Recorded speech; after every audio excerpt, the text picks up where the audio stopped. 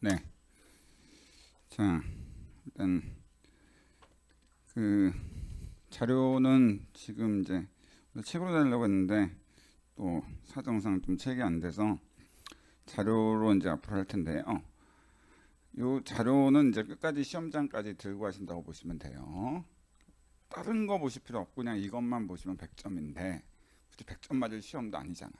그러니까 열심히 할 필요는 없고 그냥 지금 같이 보면서 이해만 좀 하다가 문제 같이 풀고 시험 보기 한 달 정도 전에 한 이거를 한 지금 나와드린 자료 계속 모으셔가지고 그걸 한 5번 정도 반복해서 보시면은 그러면은 100점 뭐 90점 정도 나올 거예요.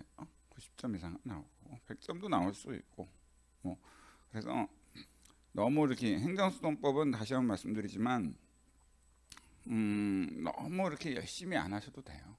다른 세법이나 이런 데 시간 지금 모자른데 거기에 집중하시고 행정수동법은 최대한 줄여서 제가 그 항의한 그 내용만 강의하고 이렇게 한 요 자료만 그대로 반복해서 보시면 됩니다.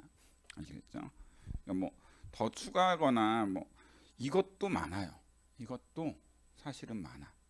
최대한 줄이긴 했지만 이것도 많아서 굳이 그런 생각이 들기까지는 하지만 그래도 어쨌든 간에 이 정도는 그래도 봐야 된다고 생각해서 한 거니까 어쨌든 이 정도만 보면 충분하니까 괜히 뭐 다른 거 뭐 더 보겠다 더 공부하겠다 이런 생각하지 마시고 다른 과목에 더 시간을 많이 투자하시기를 먼저 당부드릴게요. 항상 시험이라는 거는 저도 이제 사법고시 붙었기 때문에 아는데 객관식 시험은 시험 보기 한 달 전, 그러니까 시험일로부터 딱 한 달 전, 그때부터 이제 본격적으로 암기, 그동안 이해했다가 그때부터 암기를 하는 거예요. 그때 암기할 때는 책을 빨리 보는 게 중요해요. 이해가 됐으니까 빨리 볼 수 있잖아요. 빨리 해가지고 회독수를 늘리면 그러면 돼요. 아시겠죠? 그래서 5번 이상 한 달 내에 각 과목별로 정리된 자료를 5번 이상 보시면은 객관식은 뭐 통과하는데 어렵진 않죠. 아시겠죠? 단지 이제 주관식이 문제인데 주관식은 이제 공부를 이해 중심으로 하고 문제를 좀 많이 풀어보고 이제 그런 식으로 하긴 해야겠죠. 그러니까 주관식은 객관식이랑은 좀 더 다른 문제긴 합니다. 근데 어떤 뭐 객관식이니까 행정수동법은 자 그러면은 이제 일단 여러분들 그 오늘 하던 자료 중에 행정법 들어가기 자료는 그러니까 요거는 이제 기본적인 내용 행정수동법 하기 전에 반드시 알아야 되는 기본적인 내용을 제가 이제 설명을 이미 기본 강의 시간 때 설명을 드렸던 내용들입니다. 근데 이 정도는 여러분들이 알고 계셔야지 여러분들이 이해하시는데 어려움이 없기 때문에 요거는 행정법 들어가기는 꼭 여러분들이 여러 번 읽어보세요. 기본적으로 하시겠죠? 이거는 꼭 근데 이 기본 강의 때 했으니까 또 반복하는 건 그렇고 요거는 좀 여러 번 읽어보시기를 당부드리고 이제 기본적으로 이제 오늘 이제 전체적으로 큰 그림을 그리고 나서 그다음에 내일은 이제 강의가 없습니다. 참고로 내일은 강의가 없고 다음 주 금요일 날 토요일 이렇게 이제 강의할게요. 내일은 제 사정으로 강의를 못하게 됐고 다음 주 금요일 날이랑 토요일 날 계속 강의가 진행된다고 말씀드리고요. 자 일단 자 볼게요.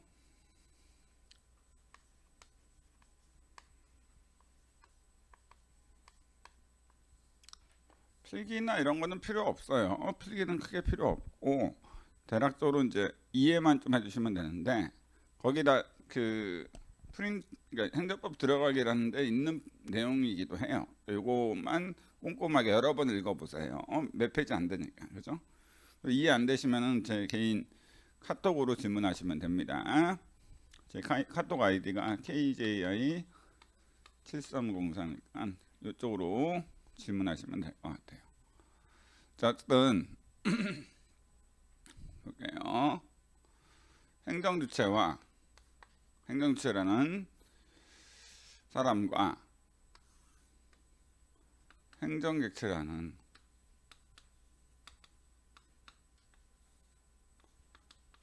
사람 간에 어떤 공법 영역에서의 어떤 모든 행위인 공법작용, 우리가 행정작용이라고도 하는데 어떤 그냥 보통 이제 실무적으로는 보통 뭐 처분자나 명령, 결정, 조치라고 끝나는 행위들이 대부분 공법작용에 해당하긴 하죠. 예를 들어서 조세부가처분, 과징금 부과처분, 철거 명령, 그 다음에 뭐 시정조치 명령, 그 다음에 강제격리 조치, 뭐 자가격리 조치, 그 다음에 연금 지급 결정, 뭐 보조금 지급 결정.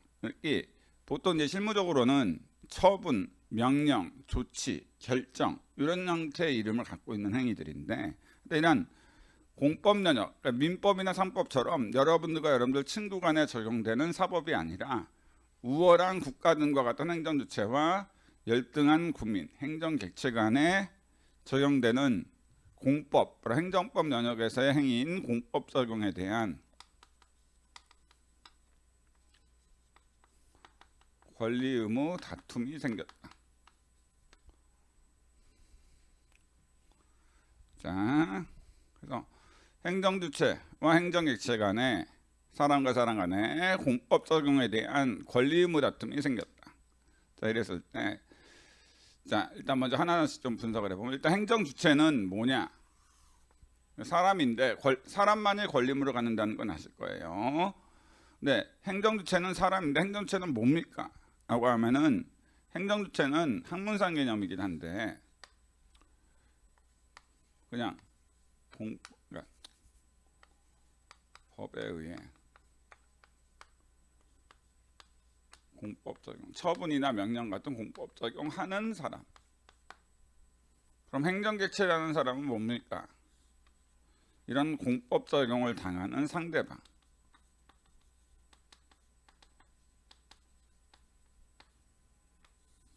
방이라고 보시면 돼요. 그래서 공법 적용의 상대방은, 그러니까 만약 국가가 세무서장이라는 행정청을 통해서 국민한테 조세부가 처분했다. 조세부가 처분을 한 국가는 행정주체가 되는 거고, 조세부가 처분을 당한 A라는 국민은 행정객체가 되는 거죠. 이해되시겠죠? 이런 행정주체에는 크게 세 가지가 있다. 국가. 보통 국가가 대부분 공법 적용을 법에 의해서 하고, 그 다음에 이제 공공단체가 있고, 공무수탁사인이라는 게 있어요. 자, 프린트에 있으니까 나중에 하고 천천히 나중에 보시고, 지금 이제 여기 이제 보시면서 이해하시려고 노력하시면 됩니다. 보통 대부분의 공법 적용, 뭐 운전면허 취소든 철거 명령이든 이런 것들 대부분이 그 국가라는 사람이 법에 의해서 이제 하는 경우가 대부분이에요. 근데 가끔씩은 국가가 아니라 국가와는 독립된 법인인 공공단체가 하는 경우가 있죠. 공공단체라는 게 뭐냐? 두 명의 사람을 얘기하는데, 지자체, 지방자치단체라고 하죠. 지방자치단체는 국가와는 독립된 법인이죠. 그렇죠? 그래서 서울시 공무원들은 서울시로부터 월급 받는 지방 공무원이고, 국가 공무원들은 국가로부터 월급 받는 국가 공무원이죠. 적용되는 법도 국가공무원법, 지방공무원법 다르죠. 시험도 국가직 시험이랑 지방직 시험이라고 다르게 보잖아요. 그죠? 그리고 강남구도 서울시와는 또 독립된 법입니다. 강남구 공무원들은 강남구로부터 월급 받아요. 그러니까 우리가 국립하면은 뭐예요? 국가가 직접 운영한다는 얘기고, 공립이라는 표현 많죠. 지방자치단체라는 법인이 운영한다는 거예요. 그래서 국립대학교는 그 대학교에 있는 교수 직원들이 국가로부터 월급 받는 국가공무원이지만, 서울시립대학교 교수와 직원들은 서울시로부터 월급 받는 지방공무원입니다. 아시겠죠? 자, 네. 그다음에 기타 공법상 법인이라고 해서 국가지자체와는 독립된 법인들. 그래서 여기에는 뭐가 있느냐, 뭐 되게 많은데 기본적으로 뭐 공법상 무슨 조합, 농협협동조합, 수협협동조합, 음마아파트 재건축조합, 이렇게 조합자가 들어가는 것은 국가지자체와는 독립된 법인으로서, 그래서 음마아파트 재건축 같은 경우 보면은 도시 및 주거환경정비법에 의해서 법에 의해서 분양 처분이나 여러 가지 공법 적용을 하거든요. 그 범위 내에서 법에 의해서 공법 적용하는 사람이니까 행정주체가 되죠. 그다음에 대안, 뭐 세무사협회, 변호사협회 이런 것들. 그다음에 무슨 공사, 서울 지하철공사, 한국전력공사 이런 것들이 있죠. 이런 것들 기타 공법상 법인이라고 보시면 돼요.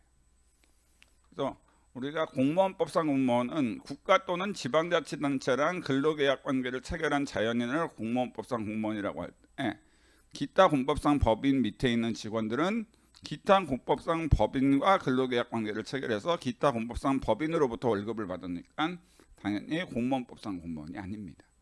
이 밑에 있는 직원들은 국민연금 받지 공무원연금 안 받는다는 거죠. 자, 그렇습니다. 어쨌든 공기업이 좋다. 뭐 좋죠. 좋긴 좋은데 공기업보다 공무원이 더 좋은 이유가 뭐가 아니냐. 고위공직자가 되면 공무원이 훨씬 낫긴 해요. 왜 공무원이 훨씬 낫냐. 월급은 비교가 안 되죠. 공기업이랑 공무원이랑 월급은 어마어마하게 차이가 나. 근데 왜 공무원이 왜 좋을까? 근데 고위공직자들 보면 다 집이 강남에 아파트 있고 재산이 많죠. 그 사람들이 한 30억, 50억짜리 아파트를 월급 모아 샀을까? 근초과학 때부터 일했어야 돼. 그러려면 100대 중흥시대, 그렇죠? 그때부터 월급 모았어야지. 그 정도 샀겠지. 그게 아니라 권한이 있으니까 그래요. 권한. 법에 의해서 부여된 권한. 아시겠죠? 제가 항상 강의 시간에 얘기했지만 여기가 개발자구역이면 행정법, 공법에 의해서 개발자구역으로 개발자구역 지정이랑 행정행위가 있게 되면은 이 토지는 건물을 지을 수 없는 토지가 돼요. 농사도 못 지어, 아무것도 못 해. 그럼 이 토지가 비쌀까 쌀까? 당연히 싸죠. 서초구 내곡동, 세곡동에 있는 대부분의 토지가 개발자구역으로 묶여 있어요. 아시겠죠? 평당 100만 원밖에 안 해. 서초구, 강남구에 있는데. 아시겠죠? 근데 이게 공무원들이 1억 정도로 사서 3년 정도 묵혀놨다가 자기가 산 토지 일부분과 다른 부분 포함해서 개발자구역을 해제해. 그래서 아파트 지을 수 있는 주거지역이라는 행정행위, 공법 적용해. 어떻게 될까? 바로 평당 100만 원짜리 평당 5천만 원이에요. 얼마가 뜹니까? 50배가 뛰죠. 1억이 50억이 되는 마법 같은 효과가 나오는 거예요. 아시겠죠? 이런 거예요. 아시겠죠? 고위공직자들이 왜 어떻게 정부가 왜 자기가 해제할 권한이 있으니까. 아시겠죠? 물론 이걸 어떻게 하느냐. 근데 이런 거를 이제 미리 알면 좋잖아. 그러면은 이런 걸 이제 예측하는 분들, 부동산 전문가라나 이런 분들이 이제 공무원이 아니면서도 예측하는 분들이 있어요. 아시겠죠? 그건 어떻게 하냐면 언론에서 바람을 잡아요. 공무원들도 뭐 개발자구역 지가 아무리 자기가 토지 샀다고 그래서 그냥 바로 해제하면 그 욕먹잖아. 그러니까 언론에서 갑자기 뭐 서울의 주택이 부산정하고 강남 쪽의 주택이 너무 불해서 뭐 집값이 오른다 이런 식으로 얘기하면은 그래서 개발자구역을 해제해야 된다라고 기사들이 나. 아시겠죠? 그런 식으로 기사들이 많이 난다. 그러면은 해제될 확률이 높은 거야 실제로. 그런 것들로 이제 정보를 이제 수집할 수는 있긴 합니다만 어쨌든 쓸데없게 했고. 자, 어쨌든 공무수탁 사이는 뭐 누구인지 여러분들이 지금 여러분들 시험과 관련도 없으니까 크게 보실 필요는 없고요. 어쨌든 간에 행정주체는 이렇게 그러니까 법에 의해서 공법 적용을 하는 사람인데, 이러한 그 행정주체는 국가나 공공단체, 그다음에 공무수탁 사인이라고 사인인데 사법상 인정되는 그냥 여러분들이나 저와 같은 사인인데 예외적으로 공법에 의해 공법 적용을 하는 사인들이 있어요. 그래서 항공기 내의 기장 같은, 그래서 항공기 내에서 테러가 발생하는 경우 기장은 아시아나 항공기 아시아나라는 회사에 소속되어 있는 사법상 근로자에 불과하지만 항공기 내 테러나 폭동이 발생했을 때는 그 항공법이라는 법에 의해서 경찰권 발동이라는 공법 적용을 합니다. 그러니까 그 범위 내에서 이제 기장은 공법에 의해 공법 적용하는 사람으로서 사인이긴 하지만 행정주체가 될 수 있는 거죠. 근데 어쨌든 이런 행정주체, 그러니까 특히나 이제 국가가 중심이라고 보시면 돼요. 국가나 지자체가. 국가나 지자체와 같은 행정주체와 국민, 행정객체 간의 어떤 면허 취소나 영업 정지나 조세부가 처분이나 이러한 공법 적용에 대한 권리 의무 다툼이 생겼다. 자, 반대로 다르게 얘기하면은 행정주체가 국가가 이 공법 적용을 하는 데 있어서 준수해야 될 의무, 법상 의무를 위반해서 바로 위법한 공법 적용을 해서 행정 객체의 권리를 침해했다. 아시겠죠? 이런 경우 권리를 침해받은 행정 객체 국민이 어떤 식으로 권리구제를 받을 것인가. 그러니까 이와 관련돼서는 일단 크게 행정수동법에 이러한 권리 의무 다툼을 어떤 식으로 해결할 것인가에 대해서 이 공법 영역에서의 모든 활동의 공법 적용이 만약 처분과 등의 개념에 해당한다. 그러면은 처분 등에 대한 권리 의무 다툼에 대해서는 노란색으로 할게요. 항고소송이라는 소송을 통해서 권리구제를 하도록 되어 있습니다. 공법 적용이 처분 등의 개념에 해당한다. 그래서 처분 행정주체와 행정객체 간의 공법 적용 중에서도 처분과 등에 대한 권리 의무 다툼이다. 이렇게 처분 등에 대한 권리 의무 다툼에 대해서는 항고소송이라는 소송을 통해서 권리구제를 받고요. 그 공법 적용이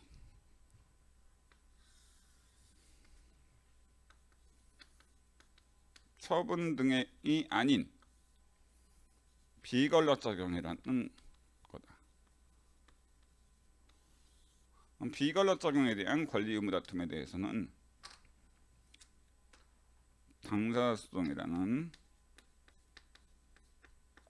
행정소송법에서 당사소송이라는 소송을 통해서 권리구제를 하고 있습니다. 일단 바로 행정주체 행정객체 간의 공법 적용에 대한 권리 의무 다툼에서도 처분 등에 대한 권리 의무 다툼은 항고소송, 비권력 적용에 대한 권리 의무 다툼은 당사소송을 통해서 권리구제를 받도록 하고 있어요. 자, 그러면은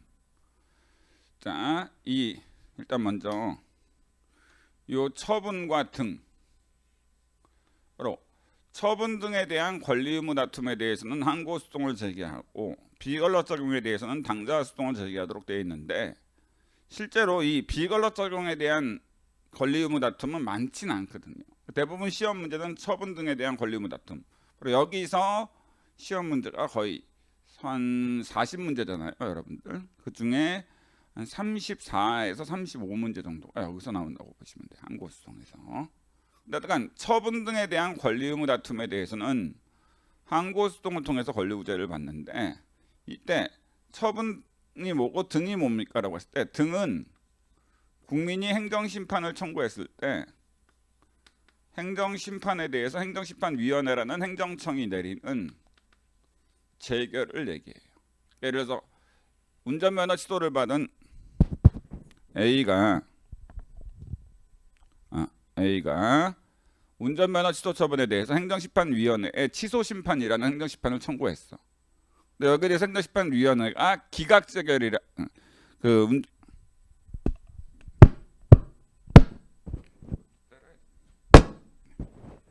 네. 자, 특별하게 일단 죄송합니다. 그러니까 행정심판을 청구했는데 취소심판 청구했는데 행심위가 취소재결을 내렸어. 아시겠죠? 기각재결 내렸다 합시다. 그러면 그때 행심위가 내린 기각재결, 그게 바로 행정심판에 대해서 내린 재결로서 항고소송의 대상인 등의 개념에 해당합니다. 그러면 행정주체가 한 행위 중에 처분과 등이 항고소송의 대상이 된다고 했는데, 그러면 이 그러니까 등은 뭔지는 알겠는데 이 처분이 무엇이냐, 여기에 대해서 여러 가지 학설의 대립이 있습니다만은 여기에 대해서는 그러니까 처분이란 행위가 무엇이냐라고 했을 때 이 노란색을 우리가 행정행위라고 한다면 판례 입장은 이런 거라고 보시면 돼요.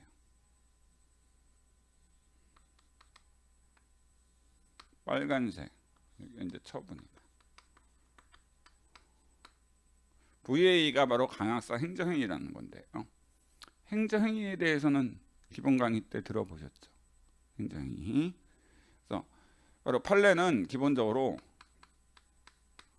행정행위와 처분을 거의 동일하게 봐요. 아시겠죠? 그래서 행정행위만이 원칙적으로 항고소송의 대상인 처분의 개념에 해당한다라고 봐. 아시겠죠? 그렇기 때문에 행정행위가 아닌 행위는 원칙적으로 판례는 처분이 아니라고 봐. 항고소송의 대상이. 단지 예외적으로 판례는 원칙은 그렇지만 이런 게 있다고 보긴 해. 행정행위가 아닌데 처분이 되는 게. 아시겠죠? 근데 요거는 이런 것들은 좀 이따 대상 적격할 때 좀 자세히 설명드리도록 하고, 일단 기본적으로 판례는 처분에 대해서 처분이 무엇이냐, 어떤 행위, 어떠한 문법 적용이 처분이냐라고 해서 항고소송 대상이 되느냐 했을 때 거의 학자분들의 개념 정의한 강학상 행정행위와 거의 동일한 개념으로 본다. 아시겠죠? 이렇게 보시면 되겠어요. 그러면은 행정행위가 뭐냐? 또 이제 이 행정행위가 뭔지 또 프린트에 나와 있기도 하지만 기본 강의 때 제가 설명 많이 드렸죠. 근데 다시 한번 잊어버리셨을 수 있으니까 한번 보도록 합시다. 강학상 행정행위라는 게 그 판례에 따르면 처분의 개념에 해당하려면 원칙적으로 행정행위만이 처분으로 보기 때문에 당행위가 항고소송의 대상이 되려면 처분이 되려면 행정행위여야 되는데 원칙적으로 행정행위라는 게 뭐냐? 행정행위는 행정주체가 자신의 손발인 행정청을 통해서 행정객체한테 실무상 수십만 개의 어떤 행위를 할 거야. 뭐 과징금부가 처분이든 조세부가 처분이든 뭐 어쨌든 여러 가지의 그 실무상으로 그 수십만 가지 행위를 하는데 그 수십만 가지 행위 중 실무상 어떤 용어로 쓰이든 행정청의 행위이고 그 행위가 구체적 규율이고 세 번째로 공법 영역에서의 활동인 공법 적용이고 네 번째로 국민의 권리 의무 변동이라는 건 발생 변경 소멸을 얘기합니다. 다섯 번째로 권력적 단독행위다.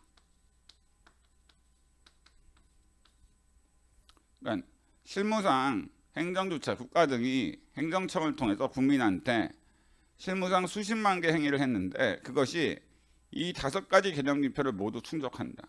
우리는 실무상 어떤 용어로 쓰였던 강학상, 학문상, VA, 행정행위라고 하고 이러한 행정행위에는 특이한 효력이 있다고 했죠. 바로 공정력.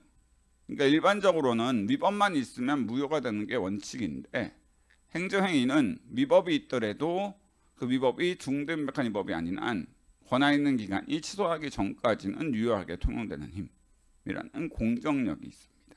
아시겠죠? 근데 어쨌든 간에 행정행위에는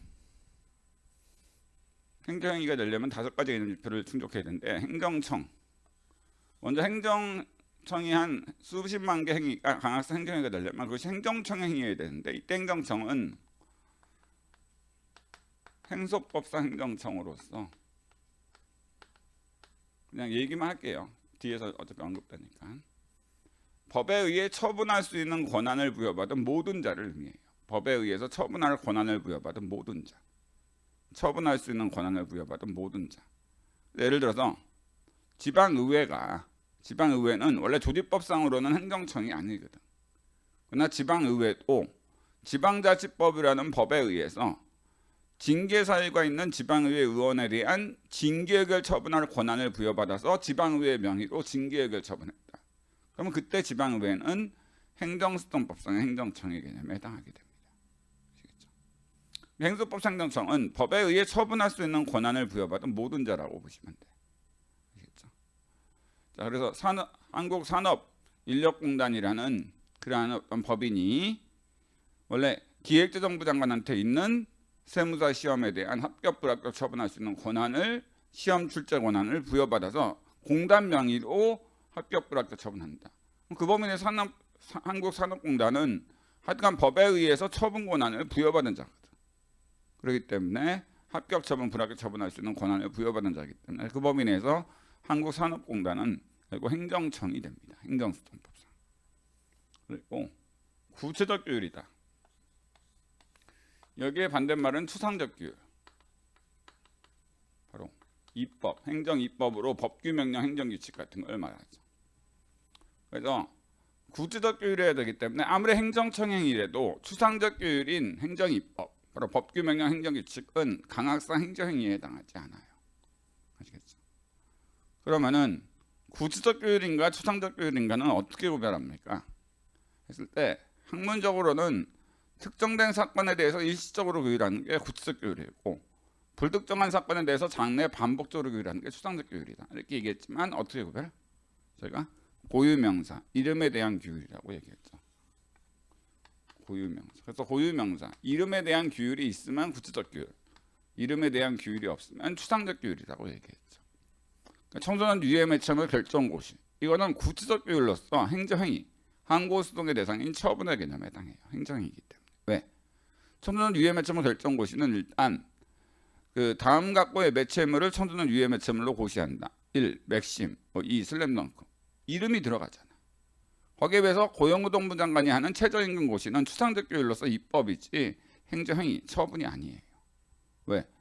자, 최저임금 고시는 내용이 어떻게 되죠? 시간당 10,000원 이렇게 되잖아. 그죠? 그럼 시간당 10,000원이면 그 시간당 10,000원에 고유명사 이름이 들어가 있습니까? 안 들어가 있잖아. 그죠? 그래서 보건복지부 장관의 요양급여 인하고시 이런 거는 그 추상적 규율이 아니라 구체적 규율로서 처분이 되는 이유가 요양급여 인하고시는 고시의 내용에 다음 각호의 약체에 대해서 요양급여를 인하한다. 1. 회스탈, 2. 타이레놀. 고유명사가 들어가죠. 이름이. 그죠? 진통제가 보통명사. 그죠? 아시겠죠? 그렇기 때문에 그렇게 여러분들이 구분하시면 이해하기 편해요. 아시겠죠? 자, 그다음에 공법 적용. 공법 영역에서의 모든 행위해야 되기 때문에 그러니까 민법에 의한 사법 적용.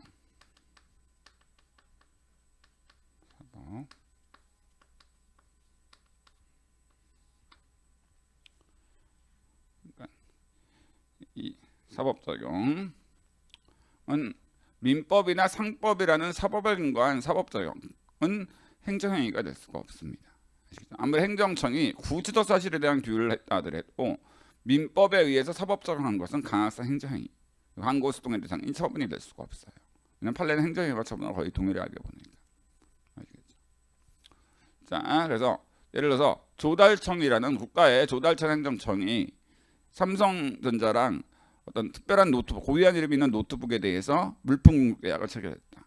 그러면 조달청장이라는 행정청 행위고, 그 다음에 구체적 규율. 특정한 이름이 있는 노트북에 대해서 계약한 거니까 구체적 규율도 맞아.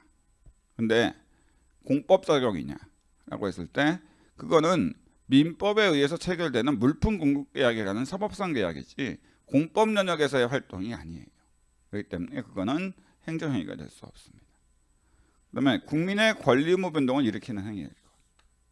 그렇기 때문에 법률 요건에 해당하지 않아서 효과로서 권리 의무 변동을 일으키지 못하는 순수한 사실행위는 강학상 행정행위가 될 수 없어요. 항상 권리 의무 변동은 법에 규정된 요건에 충족이 돼야만 효과로서 권리 의무 변동, 그러니까 발생 변경 소멸이 이루어지는 겁니다. 제가 이건 기본 강의 때 누차 얘기했죠.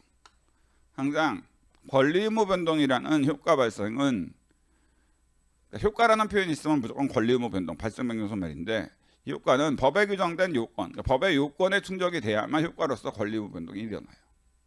그러니까 법의 요건에 법에서 요건으로 규정되지 않은 행위에 대해서는 효과로 권리 의무 변동이 일어나지 않습니다. 그래서 법의 요건으로 규정되지 않은 그래서 효과로서 권리 의무 운동을 일으키지 못하는 행위, 이런 걸 사실행위라고 해요. 대표적으로 예를 들어볼까요? 부동산 등기부의 소유권자로 아파트 소유권자로 등재하는 행위, 이건 사실행위예요. 왜? 권리 의무 운동을 일으키도록 민법에서 요건으로 규정하지 않았거든. 민법에서는 소유권 변동의 요건이 뭐예요? 매매계약, 상속, 유언, 증여계약, 이렇게 규정되어 있지 등기를 요건으로 규정하지 않았어. 그러면 아무리 여러분들 명의로 아파트에 대한 소유권자로 등기가 됐다 하더라도 매매계약, 상속, 유언, 증여계약이라는 민법에 규정된 소유권 발생의 요건 행위가 없다면은 여러분들은 그 등기만 돼 있을 뿐 그 아파트에 대한 소유권이 여러분들한테 발생 안 해요.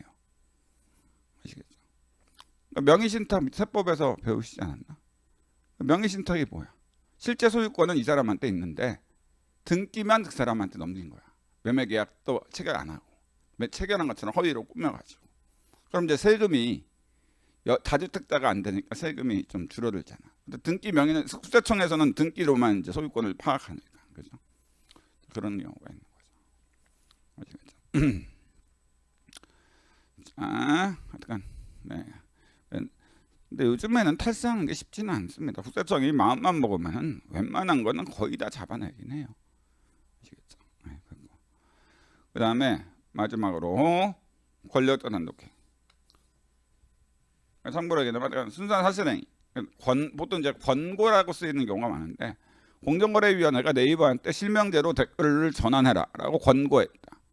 이거는 공정거래위원회 행정처행이고 네이버라는 고유한 이름 있는 기율 그리고 공법 영역에서의 활동, 공정거래법상의 활동이에요. 근데 행정행위가 되지 않는 이유는 이게 없기 때문에. 왜? 공정거래법 어디에도 시정조치 권고를 요건으로 상대방한테 효과로서 시정해야 될 의무를 부과하고 그러한 의무 위반 시 처벌하도록 규정되어 있지 않거든.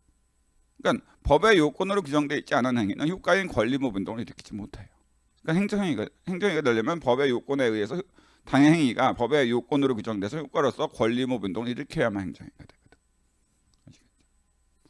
그리고 권력단독 행위해야 되기 때문에 행정청이 우월한 지위에서 일방적으로 하는 행위해야 되기 때문에 대등한 지위에서 하는 공법상 계약과 같은 비권력 적용은 행정행위가 될 수 없는 거죠.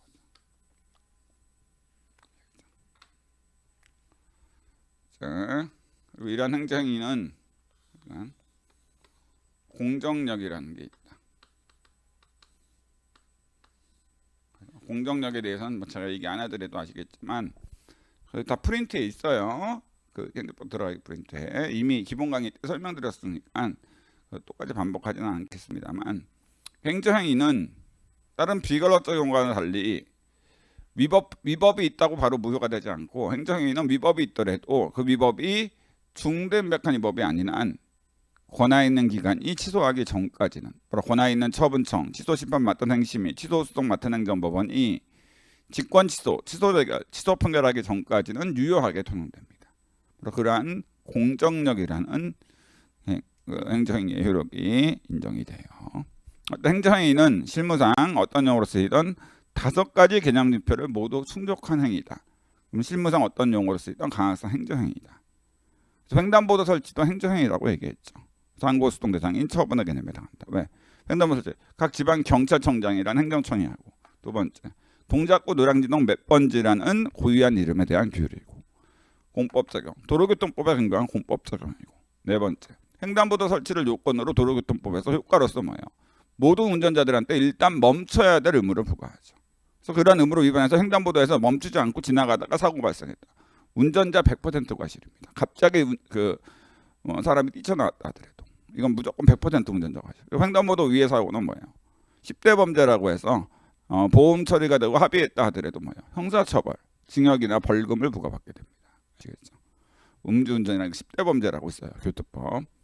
횡단보도 설치가 되면은 일단 모든 운전자들은 일단 멈춰야 될 의무가 있어. 횡단보도 앞에서. 그러니까 멈추지 않고 가면은 그 도로교통법 의무 위반으로 처벌돼요. 아시겠죠? 권력단독 행위. 횡단보도 설치할 때 일방적으로 설치하지 뭐 경찰청장이 누구와 합의해서 설치하지 않잖아. 횡단보도 설치는 이 5가지를 모두 갖추고 있으므로 행정행위예요. 실무상 어떤 용어로 쓰였던. 아시겠죠? 자, 그렇습니다. 됐고. 또 이제 기본적인 개념 또 볼게요. 자, 그래서 지금 단락단락하긴 하지만은 여러분들이 그 들어가기라는 이 자료를 내일 원래 강의해야 되는데 제가 휴강 개인적인 사정으로 솔직히 말씀드린다면은 오래전에 잡힌 그 와이프가 잡은 그 애들 모임 때문에 제가 이걸 뺄 수가 없어. 와이프한테 잘못 보이면 전 큰일 납니다. 아시겠죠? 지금 애를 늦게 나가지고 시험 관하기로 겨우겨우 났어요. 진짜. 그래가지고 지금 이제 초등학교 들어가는데 이걸 빼면은 제가 이제 공중분해될 확률이 있어서 어쨌든 봉사를 해야 됩니다. 그래서 내일 또 가서 이제 놀아줘야죠. 아시겠죠? 자, 어쨌든 뭐 다 사는 게 다 그래요. 사는 게 똑같아. 뭐 지금 저도 이제 뭐 고대업대 출신이라는 건 아실 거고, 그러니까 제 농구서클 우지아에는 우지아라고 이제 농구서클 고대업대 농구서클이 있는데 거기에 이제 카톡 단톡방에 한 100명이 넘게 있는데 거기 한 20명이 지금 현직에서 좀 잘 나가는 판검사들이에요. 똑같아요. 저보다 더 심한 애들도 있어. 아시겠죠? 그래서 와이프한테 꽉 쥐어가지고 아무것도 못하고 그런 뭐 그래도 이제 가끔씩 이제 농구하러 나오고 이제 하고 합니다. 아시겠죠? 자, 어쨌든 뭐 쓰던 얘기했고, 어쨌든 근데 요즘에는 골프는 여러분들 세무사 하시면서 반드시 쳐야 돼요. 남자분이시든 여자분이시든 골프는 쳐야 돼. 뭐 요즘엔 다 골프 모임이야. 제 나이쯤 되니까 아시겠죠? 이제 제가 73년생이니까 제 나이쯤 되니까 이제 농구하면 3분만 돼도 벅 잡고 토해요. 아시겠죠? 체력이 안 돼 이제. 아시겠죠? 자, 어쨌든 뭐 쓸데없는 얘기했고, 자, 죄송합니다. 일단 행정행위, 하자. 행정행위를 했는데 그게 문제가 있어. 조세부가처분이랑 행정행위가 문제가 있을 때 그 하자가 있다고 하는데 여기에는 일단 행정행위는 크게 기속행위와 재량행위로 나눈다는 거 아시죠? 근데 기속행위는 뭐고 또 재량행위는 뭡니까? 이거는 행정행위에 대해서 행정청한테 할지 안 할지에 대한 자유가 없는 행위. 이건 행정행위를 할지 안 할지에 대해서 행정청한테 자유가 있는 행정행위. 그러니까 기속행위는 뭡니까? 그러니까 예를 들어서 요건이 충족되고 나면 행정청이 행정행위를 할지 안 할지에 대해서 자유가 없고 무조건 해야만 되는 행위. 그러니까 예를 들어서 도로교통법이란 법률에 보면 음주 측정 거부한 사람한테는 면허 취소 처분이나 행정행위를 해야 된다고 돼 있어. 그러니까 서울지방경찰청장한테 음주 측정 거부한 사람한테 면허 취소를 안 할 수 있는 자유가 없어. 이런 걸 기속행위라고 해요. 거기서 재량행위는 도로교통법이란 법률에 보면은 음주운전이라는 요건에 충족되면 면허 정지 1년 이하, 면허 취소할 수 있다고 돼 있어. 그러니까 음주운전한 사람이라 하더라도 행정청인 각 지방 경찰청장이 면허 정지를 할지, 면허 취소를 할지, 아니면 참작 사유가 있어 아예 안 할지 행정부의 자유라는 거죠. 아시겠죠? 이런 걸 재량행위라고 해요. 일단 기속행위인 경우에는 기속행위라는 행정행위의 하자는 위법밖에 없어. 그 위법이 이제 중대 명백한 위법이다. 중대하고도 일반인의 관점에서 명백한 경우에는 처음부터 효력이 없는 무효가 돼.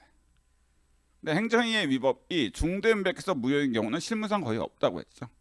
동사무소 동장이 계엄 선포했다. 이런 정도만이 중대하고도 일반인의 관점에서 명백하기 때문에 실제로 무효인 경우는 많지 않아요.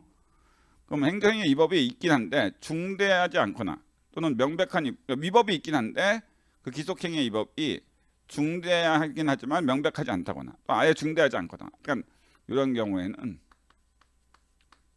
권한 있는 기간이 취소하기 전까지는 유효하다. 그리고 취소 정도의 하자가 있다고 봐요. 아시겠죠?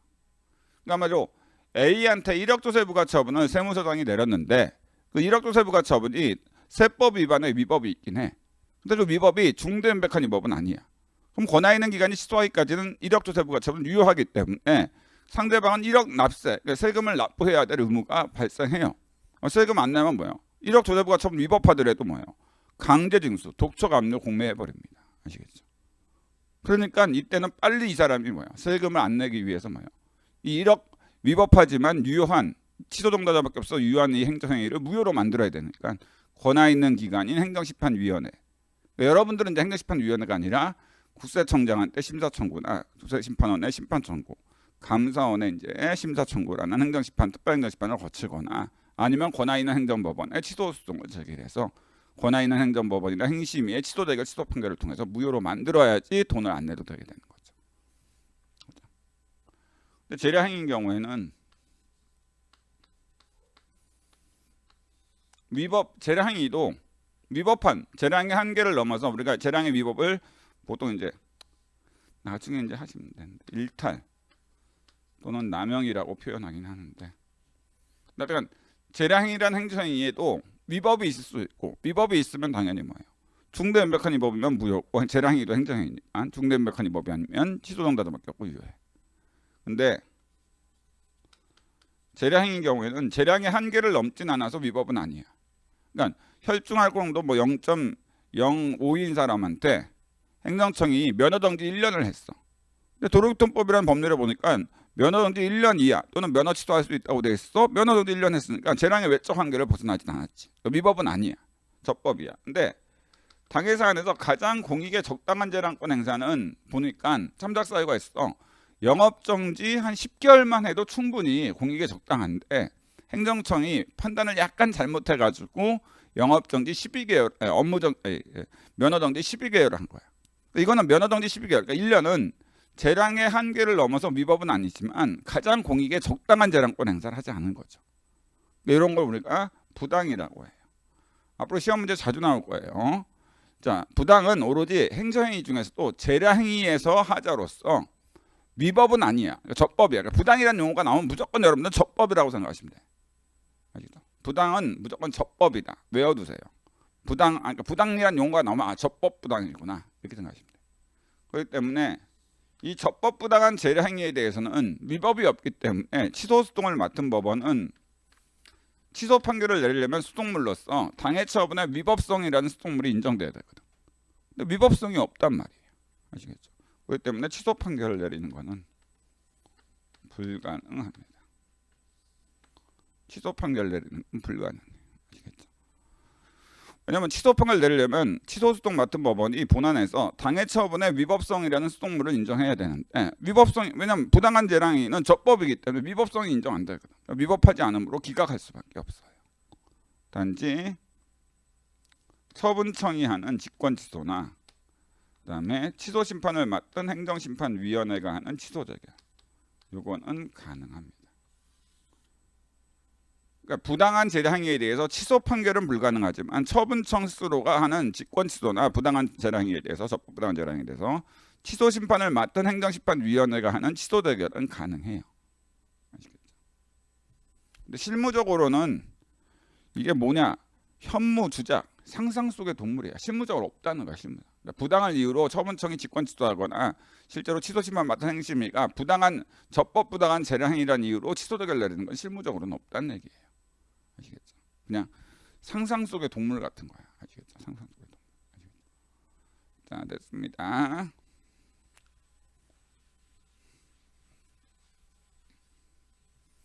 어쨌든 그럼 이제 항고수동으로 일단 볼게요. 행정수동법에는 일단 우리가 행정행위와 관련된 관계에서 1.3유형, 2.4유형 이렇게 얘기하는데 항고수동으로 뭐가 있느냐 했을 때 일단 1.3유형은 어렵게 생각하지 마시고 1.3유형은 뭐냐? 그러니까 적극적으로 처분 등 적극적인 처분이 문제되는 적극적인 처분 등이라면 이사유형은 바로 행정행위, 그러니까 처분 등을 해야 될 의무가 있는데 행정청이 처분 등을 안 하고 거부나 부작위하는 경우, 그러니까 행정행위에 대한 행정행위 거부 또는 부작위와 거부의 차이는 아시죠? 거부는 상대방의 신청, 의사면허랑 행정행위 해달라고 신청했는데 상대방 보건복지부 장관이 나 너한테 의사면허 못하겠다. 상대방의 신청을 명시적이나 무시적이나 문지적으로 거부하는 게 거절하는 게 거부라면, 부작위는 의사면허 신청했는데 보건복지부 장관이 어떠한 응답도 안 하고 가만히 있어. 이렇게 아무것도 안 하고 가만히 너의 신청을 받아들일 수 없다라고 하든지 너의 신청을 받아들이겠다 이런 어떠한 대답도 안 하고 가만히 있는 게 부작위예요. 자, 그리고 이거는 예를 들어 A한테 청담동의 빈터에 A 회사한테 핵폐기물 처리시설 설치러 가. 해줬다. 그럼 설치허가가 적수 처분이 나오면 뭐예요? 천당동 인근에 살고 있는 주민들은 뭐예요? 집값이 100분의 1로 떨어져요. 핵폐기 아무리 청담동이 좋더라도 핵폐기물 옆에서 살고 싶은 사람이 있겠어? 그렇죠? 이런 경우 이런 청담동 근처에 위법하게 국가가 주거 지역에는 핵폐기물 처리 설치가 하지 말도록 돼 있는데 국가가 위법하게 특정 회사한테 청담동 근처에 핵폐기물 처리 설치 허가를 위법하게 하려고 했을 때 적어서 처분 하거나 이랬을 때 이제 문제되는 게 바로 136. 그러니까 적어서 처분이 발령되는 사안이죠. 아시겠죠? 자, 이런 경우. 자, 적어서 처분이 일단 나오기 전. 그다음에 나온 후. 자, 나오기 전에 대해서는 우리나라 행소법에는 행소법 제기할 수 있는 항고수동은 행소법 규정이 없어요. 이런 경우 그래서 우리나라 행소법에 규정이 없으므로 무명 항고수동으로 그냥 두 문자만 쓸게요. 예방적 금지, 예방적 부작위 수동 인정 여부에 대한 논의가 있습니다만 판례는 우리나라 행정수동법에 규정되어 있지 않은 항고수동을 인정할 수는 없다라는 입장이에요. 그래서 우리나라 행정수동법에 규정된 항고수동만 판례는 인정하고 우리나라 행정수동법에 처분 등에 대한 권리 의무 다툼에 대해서 제기할 수 있는 항고수동으로 규정하고 있지 않은 항고수동은 인정할 수 없다는 게 판례입니다. 그 다음에 적어도 처분이 나온 후 여기에 대해서는 이제 행정수동법에서 당해 행정행위 처분의 위법성이 중대임박하지 않을 때는 행정법원에 취소수동을 제기하도록 하고 당해 처분이 중대임박한 위법으로 무효다. 이런 경우에는 무효동 확인수동이라는 항고수동을 제기하도록 되어 있어요. 당해 행정행위의 위법이 조세부가 처분의 위법이 중대임박해서 무효인 경우에는 무효 확인수동을 제기하면 되고 당해 1억 조세부가 처분이 위법하긴 하지만 중대임박한 위법이 아니다. 적극적으로 발령된 1억 조세부가 처분에 대해 취소수동을 통해서 무효로 만들면 돼요. 취소판결, 권한 있는 행정법원의 취소판결로. 어떤 분들이 1억 조세부가 처분이 중대임박해서 무효면 굳이 무효 확인수동이라는 걸 법원에 제기할 이유가 없지 않습니까? 무효니까 1억 조세부가 처분이 무효니까 1억을 납부해야 될 의무도 무효니까 돈을 안 내도 되니까 소송 제기할 이유가 없지 않습니까? 그런데 국가가 1억 조세부가 처분이 무효인데도 유효하다고 우기면서 독촉이나 압류를 해 자기 재산을. 근데 그 압류도 무효 맞아. 독촉도 무효고 압류도 무효야. 조세부가 처분이 무효면. 근데 이것도 무효야. 그러면서 그래? 불안하지 않아요? 자기 재산이 압류가 됐는데 안 불안해? 이것도 공매까지 돼서 주인까지 바뀌었어. 근데 불안하자. 이것도 무효야. 맞아, 무효는 맞는데 안 불안해? 집에서 쫓겨나고 있는데 불안하잖아. 그러니까 이때는 행정위가 중대임박해서 무효인데도 국가가 유효하다고 막 우기는 경우, 이런 경우에는 무효동 확인수동이라는 항고수동을 제기하도록 된 거예요. 그다음에 거부나 부작위에 대해서는 행정위를 그러니까 의사면허를 해야 될 의무가 있는데 행정청이 상대방인 A한테 의사면허를 안 하고 거부나 부작위했다. 이런 경우 거부에 대해서는 거부처분 취소수동이나 무효동 확인수동을 제기하도록 되어 있고 부작위인 경우에는 부작위 위법 확인수동을 제기하도록 되어 있습니다.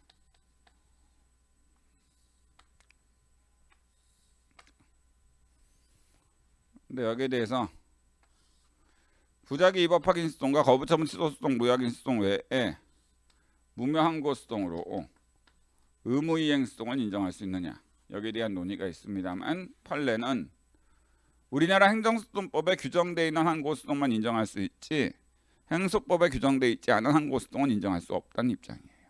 아시겠죠? 그래서 이렇게 됩니다. 우리나라 행정수동법에 인정된 항고수동을 읽고 그래서 취소수동, 처분 등에 대한 권리 의무 다툼에 대한 제기한 항고수동에 대해서는 취소수동과 거부처분 무효 확인수동도 무효동 확인수동이니까 무효동 확인수동, 그 다음에 부작위 위법 확인수동 세 가지가 있는 거예요. 왜냐면 거부처분 취소수동도 취소수동이고, 그렇죠?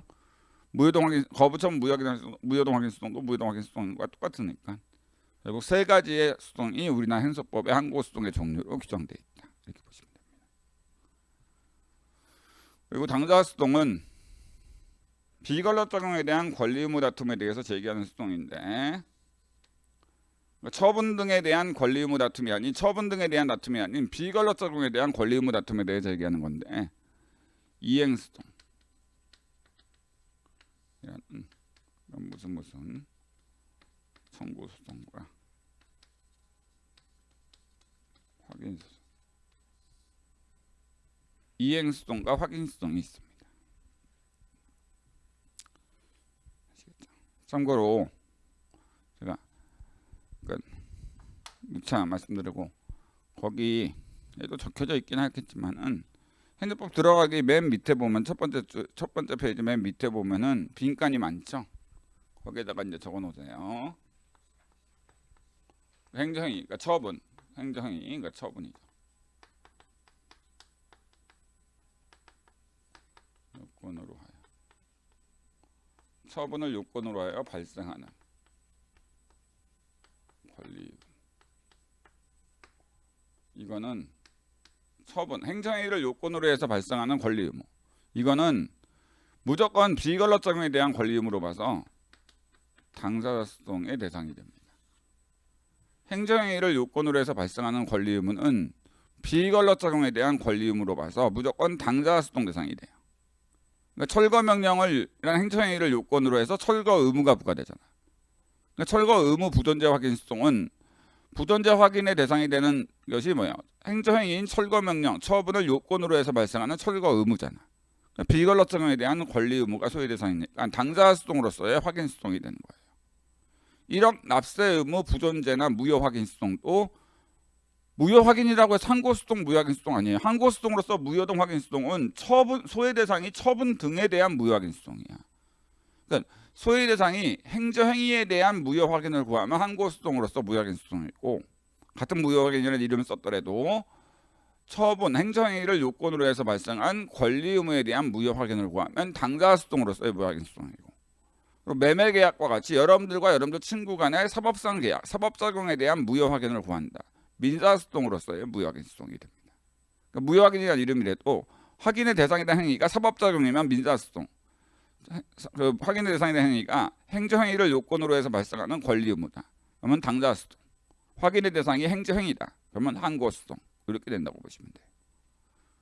아시겠죠? 그리고 연금관리공단이 A 퇴직 공무원한테 1억 연금 지급 결정을 했어. 그럼 1억 연금 지급 결정의 행정행위를 요건으로 상대방한테 1억 연금 지급 청구권이라는 권리가 발생하거든요.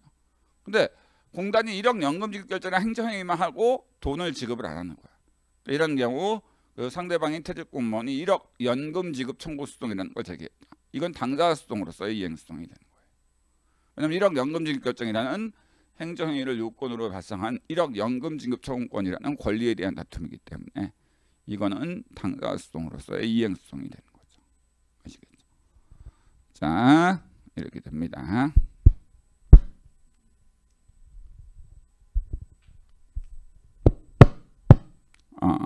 네, 자, 그래서 이렇게 크게는 이렇게 된다. 일단 정리하시고.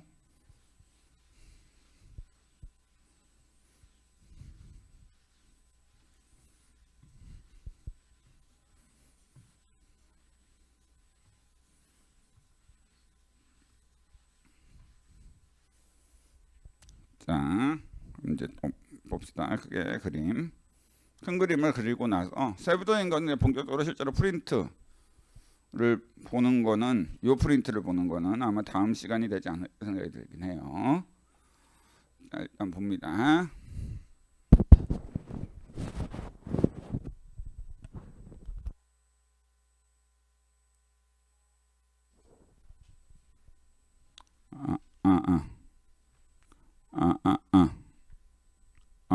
네. 어쨌든 일단 행정수동법을 보면은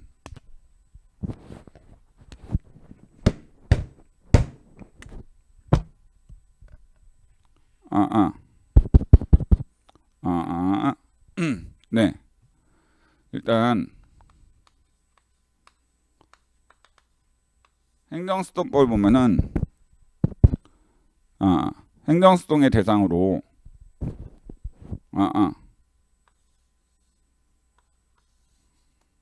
행정소송에 대해서 크게 이렇게 두 가지로 규정하고 있는데, 주관적 소송, 그 다음에 객관적 소송. 행정소송법에는 행정소송의 종류가 크게 주관적 소송과 객관적 소송 이렇게 두 가지로 구분이 됩니다. 그래서 객관적 소송은 뭐고 주관적 소송은 뭡니까? 주관적 소송은 법률상 쟁송에 대한 소송이라면, 객관적 소송은 법률상 쟁송이 아닌 것에 대한 소송이에요. 그럼 법률상 쟁송이 뭡니까? 자, 법률상 쟁송은 법원이라는 기관이 바로 뭐예요? 헌법이나 법원조직법에 의해서 법원이라는 기관한테 부여된 권한, 직무범위인데, 법원은 원칙적으로 법률상 쟁송만 심판할 수 있는, 판결 내릴 수 있는 권한이 있어요. 그게 이제 조직법에 의해서 권한이 부여됐단 말이에요, 법원한테. 반대로 얘기하면 법률상 쟁송이 아닌 것에 대해서는 법원은 심판할 권한이 없으니까 심판 못해요. 이거는 우리가 심판할 권한이 없다라고 해서 각하해 버립니다. 아시겠죠? 마치 입이 자기가 말하고 먹는 게 입의 직무범위, 권한인데, 입이 글 쓰겠다, 이거 또는 뭐 입이 던지겠다 이러면 안 되잖아. 손이 자신의 직무범위를 뛰어넘어서 음식 먹겠다고 하면 안 되잖아. 근데 법원한테 부여된 직무범위는 헌법이라는 국민이 만든 법에 의해서 원칙적으로 법률상 쟁송만 심판할 수 있는 권한이 부여됐어요. 아시겠죠? 근데 법률상 쟁송이 뭐죠? 사람과 사람 간의 구체적인 권리 의무 다툼이죠. 그러니까 법률상 쟁송이라는 것은 사람과 사람 간의 구체적 권리 의무 다툼이에요. 그렇기 때문에 사람과 사람 간의 구체적 권리 의무 다툼이 아닌 것에 대해서는 원칙적으로 법원은 심판할 권한이 없으니까 심판을 못합니다. 그렇기 때문에 이 객관적 소송은 법률상 쟁송이 아닌 것에 대한 소송이기 때문에 원칙적으로 법원이 심판할 권한이 없으니까 우리는 심판을 못하겠다라고 하고 배척해야 돼. 단지 예외적으로 객관적 소송은 뭐냐? 그래서 법에 이렇게 나왔어요. 개별법에 특별규정 있어야만 소송 제기가 법원의 소송 제기가 가능하다. 그래서 객관적 소송은 원칙적으로 법률상 쟁송에 대한 소송이 아니기 때문에 법원한테 심판할 수 있는 권한이 없으므로 법원은 객관적 소송 제기하면 각하, 우리는 심판 못하겠다고 배척해버려. 단지 예외적으로 개별법에서, 법률에서 법원, 이거는 법률상 쟁송이 아니지만 워낙 중요하니까 네가 좀 심판 좀 해라 라고 개별법에서 특별하게 법률상 쟁송이 아닌 것에 대해서 심판할 권한을 부여했다. 그럼 그 범위 내에서 그 법원도 그 개별법에 의해서 법률상 쟁송이 아닌 것도 심판할 권한이 생긴 거거든. 그 범위 내에서 이제 심판을 하게 되는 겁니다. 그래서 객관적 소송은 개별법에 특별한 규정이 있을 때 한해서만 소제기가 허용돼요. 객관적 소송은 먼저 기관 소송. 사람이 아닌 행정기관 상호 간에, 그것도 구체적 권리 의무 다툼이 아닌 권한 다툼에 대해서 제기하는, 행정기관 상호 간의 권한 다툼에 대해서 제기하는 기관 소송이나, 권리 의무 다툼과 상관없이 행정의 객관적 적법성 확보를 위해 제기하는 민중소송. 민중소송은 보통 이제 선거 무효, 자신의 권리와는 상관없이 선거의 객관적 적법성 확보를 위해서 국민이, A라는 국민이 자신의 권리가 침해된 건 없어. 근데 이 선거의 객관적 적법성이 잘못됐다고 해서 제기하는 선거 무효 확인 소송이나 투표 무효 확인 소송, 또 주민 소송, 이런 것들은 그 소송 제기한 사람의 권리 의무 다툼과는 상관없이 그냥 행정의 객관적 적법성 확보를 위해 제기하는 민중소송으로서 이러한 것은 법률에 특별한 규정이 있을 때 한해서만 소제기가 허용됩니다. 이제 주관적 소송으로 아까 얘기했다시피 처분 등에 대한 행정조치 행정체라는 사람과 사람 간의 권리 의무 다툼이라는 법률상 쟁송에 대해서는 항고소송, 처분 등이 아닌 비권력적 행위에 대해서는 당사소송, 이렇게 있죠. 항고소송에도 이렇게 있는데, 근데 이 중에 또 항고소송에도 여러 가지가 있지만, 행정소송법은 크게 보면 이렇게 주관적 소송으로 항고소송과 당사소송, 객관적 소송으로 민중기관 소송이 있는데, 행정소송법의 조문이 46개 조문이 있거든요. 그 중에 항고소송 중에서도 취소소송에 대해서 바로 46개 조문 중에 34개 조문을 규정하고 있어요. 그 얘기는 뭐냐면 취소 수동 절차만 여러분들이 정확히 알면은 시험 문제에서 무조건 80점 이상은 무조건 나와요. 아시겠죠? 그렇기 때문에 사실 뭐 다른 거 공부를 안 하더라도 사실 취소 수동 절차만 하더라도 워낙 취소 수동이 중요하다는 거예요. 그리고 다른 수동에서도 취소 수동에 대한 규정을 준용하는 형태를 취하기 때문에 별로 어렵지가 않습니다. 그렇기 때문에 그 항고 수동 그 중에서도 취소 수동이라는 것이 국민이 제기했을 때 법원이 어떤 절차에 따라 판단 내리느냐 이거를 여러분들이 알아주시면 돼요. 네. 또 예를 들어서 A 이제 국가의 어떤 뭐 세무서장이 어떤 행위를 했어. 여기에 대해서 A가 법원에 이제 취소 소송을 제기했어. 자, 그러면 이 취소 소송을 맡은 법원이 어떤 식으로 판결을 내려야 되느냐? 자, 보통 이렇게 생각하시면 되는데 앞에서도 얘기했지만 소송자가 들어가는 것에 대한 법원의 결론은 판결이고 신청자가 국민이 신청을 법원한테 했을 때 거기에 대해서 법원이 내린 형태의 결론은 결정이라고 했죠. 그렇죠? 그래서 구속영장을 신청했다. 여기에 대해서 영장 발부 결정, 영장 기각 결정이라는 걸 판사가 하고 국가배상 청구 소송을 제기했다. 소송자로 끝나는 것에는 법원은 판결로 합니다. 아시겠죠? 자, 이것은 이제 법원이 소송자가 들어왔으니까 판결해야 되는데 어느 수동이든 수동이 제기되면은 뭐예요? 당해 수동이 행정수동, 그러니까 소송법에 규정된 소송 요건을 갖췄는지를 심리해야죠. 그래서 당해 수동이 소송법에 규정된 소송으로서 적법하게 제기되기 위해 갖춰야 될 요건, 이 요건을 만약 못 갖췄다, 법원은 이 소송은 우리가 판단할 수 있는 소송이 아니므로 우리가 판단 못하겠다라고 각각 판결, 그러니까 문전박대 판결을 내리죠. 이거는 수동 요건을 갖춘 부적법한 소임으로 우리가 판단 안 하겠다라고 배척해버려. 네 말이 옳은지 심리 안 하겠다. 본안 심리 안 하겠다. 그리고 이제 수동 요건을 갖췄을 때 비로소 이제 본안 심리, 그러니까 원고의 주장이 사실인지에 대한 심리를 본격적으로 하게 되죠. 그러면 어느 수동이든 소송법에는 소송으로서 갖춰야 될 요건을 요구하고 그 요건을 갖추지 못하면 법원은 그 수동 요건 흥결로 각하해서 그 사람의 주장이 사실인지를 판단하지도 않는데 이러한 수동 요건이 요구되는 이유는 뭐냐? 어느 수동에서든 그 이유는 바로 두 가지를 수동 요건을 항상 두 가지를 생각해야 되는데 일단 수동 요건이 기본적으로 요구되는 이유는 남소로 인한 소송의 남용으로 인한 재판이 지연되는 걸 막기 위해서 그래. 예를 들어서 자 원고가 갑자기 난 슈퍼맨이 되는 게 맞아. 그래서 국가한테 슈퍼맨을 만들어달라는 이행수동 제기했어.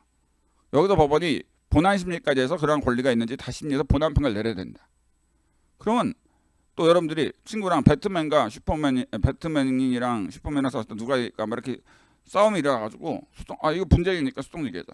수동 제기했을 때 법원이 그거 다 심리해야 된다. 본안 판결 배트맨과 슈퍼맨 판사가 이런 거 다 심리해야 되면은 하루에 그런 문제가 뭐야? 20억 개가 나와. 그럼 20억 개 수동이 하루에만 제기돼. 판사는 뭐야? 10,000명도 안 돼. 아무리 밤새워서 일한다 하더라도 뭐예요? 정작 정말 중요한 권리를 침해받은 정말 중요한 사건에 대한 소송도 뭐예요? 1000년 이후에나 판결이 나오게 돼. 그러니까 쓰잘데기 없는 소송은 소송 제기 못하게 배척해버리고 정말 신속한 재판을 통해 권리 구제를 빨리 구제해줄 필요가 있는 사건만 신속하게 재판하기 위해서 그런 거예요. 근데 또 반대로 수동 요건을 너무 좁게 해석해서 웬만한 국민이 소만 제기하면 수동 요건 결을 다 각하하게 되면 어떻게 돼? 국민의 권리를 구제해 줄 수가 없게 되겠죠. 내가 이 처분으로 나의 영업권이 침해되고 있는데 그 영업권이라는 권리 침해가 있는데 수동 제기했는데 수동 요건 결로 각하한다. 그러면은 권리 침해된 국민의 권리를 구제해 줄 수 없는 문제가 생긴단 말이에요. 그렇기 때문에 수동 요건은 너무 넓게 인정하게 되면은 남소로 인한 재판 지연을 막을 수가 없고 너무 좁게 해석하게 되면은 국민의 권리 구제에 미흡하게 되기 때문에 적절한 방향. 그러니까 여러분들이 딱 상식적으로 봤을 때 얘 소송 제기 못하게 해서 본안 심리 못 받게 하면은 얘 억울해 뒤져버리겠다. 이러면은 수동 요건을 인정하는 게 맞는 거고 이런 애들까지 수동제기하게 하면 이런 놈들이 얼마나 많겠어. 이런 애들은 수동제기 못하게 하는 게 맞다라고 보시면 돼요. 기본적으로는. 근데 이러한 수동 요건 충족 여부는 일단 판단 기준 시점은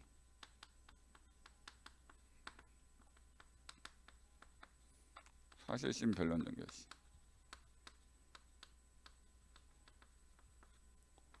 사실심 변론적 결시. 사실심이라는 것은 사실에 대한 심리를 할 수 있는, 그러니까 1심인 행정법원, 2심인 고등법원, 여기가 사실심입니다. 그러니까 상고심, 3심인 대법원은 법률만 판단하지 사실에 대한 판단은 안 해요. 법률심이라고 해요. 상고심, 3심인 대법원심은.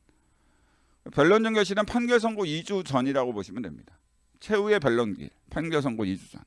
그래서 그러니까 수동 요건을 소재기 당시에는 못 갖췄더라도 사실심 변론적 결실까지 수동 요건을 갖췄다. 그럼 법원은 본안 심리에서 본안 판결을 내려주고, 만약 소재기 당시에는 수동 요건 갖췄더라도 사실심 변론적 결실을 기준으로 판단해 보니까 수동 요건 미비했다. 법원은 각하해 버립니다. 아시겠죠? 근데 판단 기준 시점은 사실심 변론적 결실이긴 하지만 상고심에서도 필요. 이거 시험 문제 많이 나오는 건데.